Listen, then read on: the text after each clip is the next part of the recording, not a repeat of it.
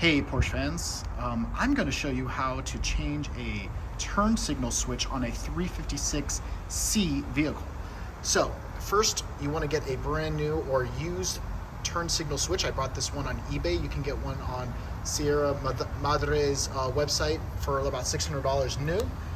You'll need a 1 socket wrench, a flashlight, a couple flathead screwdrivers or Phillips head as well, some Allen wrenches as you go through here. I am not a mechanic. I do not know a whole lot about Porsche's 356, just my own, but I know that nobody else has any videos on how to do this, so I wanted to show. The first thing we want to do is turn off the power on us, and I do have a switch here, so it makes it very easy to do any changes or anything that we need to do. And the next thing we're going to need to do is we're going to take out the seat in the middle, my driver's seat, so that we can get in there. All right, let's do that.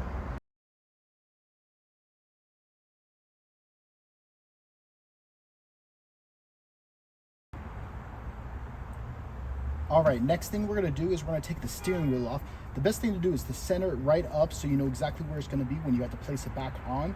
To get rid of the horn, you have to push inward and then counterclockwise, and that will take off the little button right over here.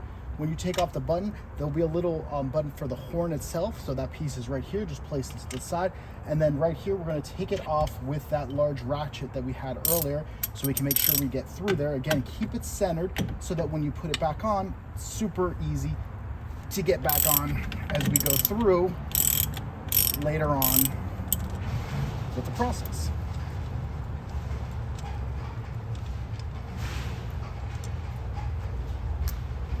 Once you've taken it off, just pull it right out and your steering wheel is off now. Now, we're gonna have three flathead screwdrivers, bolts we're gonna take off right over there. Of course, normal setting, just take it right here. Nothing too crazy. Make sure you don't lose any of your screws.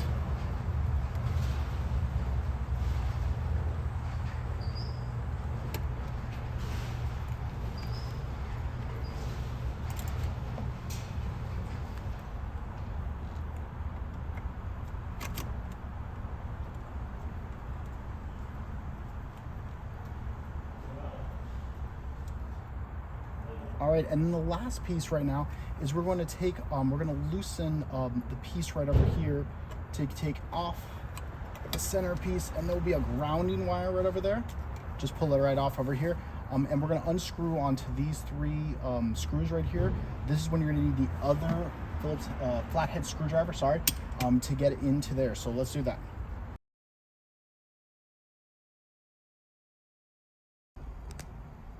Now we got everything loosened, we got to take these out. These three screws attach right over there, and we'll take care of those.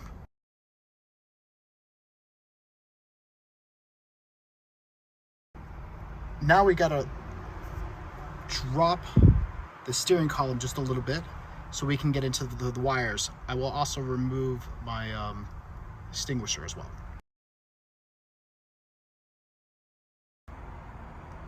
The next part is a little bit more difficult.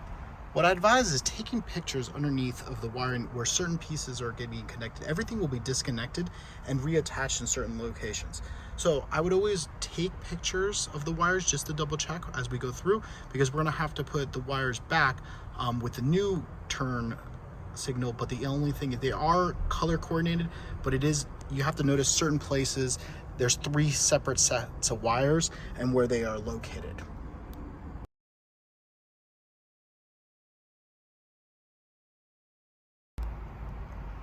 All right, now that all the wires are disconnected, we're gonna remove the old switch. So we've got to take out the wires through here as they're all disconnected, and we're gonna pull everything out.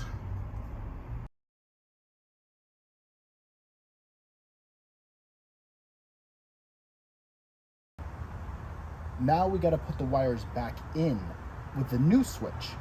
That takes a little bit longer, and a little finessing as you go through. So some of them you have to go one by one. Other ones you can slide in. There are the holes there, and then we're gonna slide it upward as well and make sure that we can fit it in.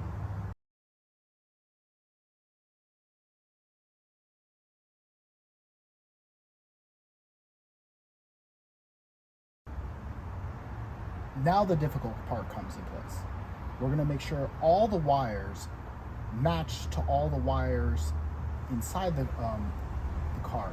This takes a keen eye to make sure that all the wires in the coloring, so some of them are green, some of them are purple, they have some wiring. You'll just have to take a look as you go through all this.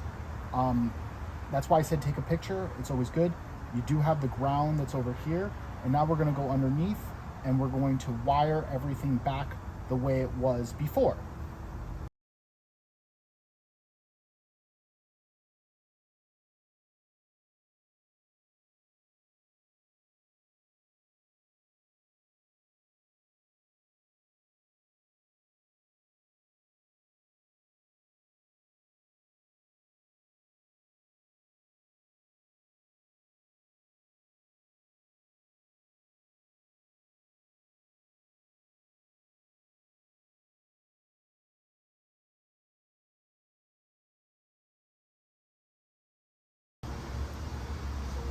Now we've got to place the plate back on, insert the ground wire, and screw everything kind of back in.